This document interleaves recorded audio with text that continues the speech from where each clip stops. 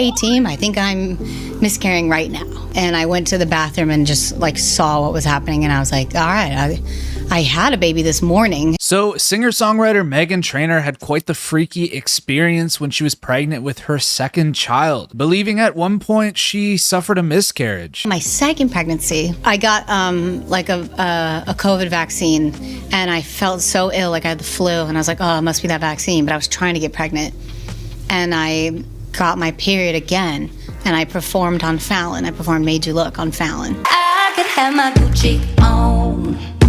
I go wear my Louis Vuitton. So Meghan Trainor appeared Thursday on Mythical Kitchen's Last Meal with host Josh Shearer, and she discusses the intense moment where she was on Jimmy Fallon performing I Made You Look, and then she had her period. I performed Made You Look on Fallon, and I did a TikTok like, ugh, when you get your period during sound check. But in fact, turns out that I was conceiving a child. I thought it was a full period though. So then a month later, I felt horrible, and I was like, dude, I must have the flu. And I took a pregnancy test, and I was like, oh, like it lit up so fast. I was like, it's twin girls. I know it. Welcoming their first child in February 2021, but specifically discussing her second child in this interview. I am so pregnant. And then that morning I was like stoked, beaming of joy. I videotaped it. I did interviews, and they were like, how are you? And I said, I'm thriving. Like I was so happy. And then right before my last interview, I looked down and I am gushing blood. Okay, Ryan Seacrest is on, go. And I go, oh my God, hey Ryan. And he's like, how you doing? And I was like, thriving, you know, like. Hi, Meghan.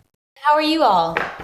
Well, listen, our lives are enriched because of your TikTok hacks. So she didn't exactly say thriving, but you could tell there's definitely a vibe on her. Like she just got caught off guard during this interview. Did that whole interview like, don't cry, don't cry, don't cry. And then got through it, shut the computer, and was like, hey team, I think I'm miscarrying right now in that moment. And I went to the bathroom and just like saw what was happening. And I was like, all right, I had a baby this morning, and now they're gone. So Meghan continues through this pretty terrifying story that all mothers can probably relate to, but she doesn't give up on testing. Like, I'm just gonna keep testing. And the pregnancy stick still said positive.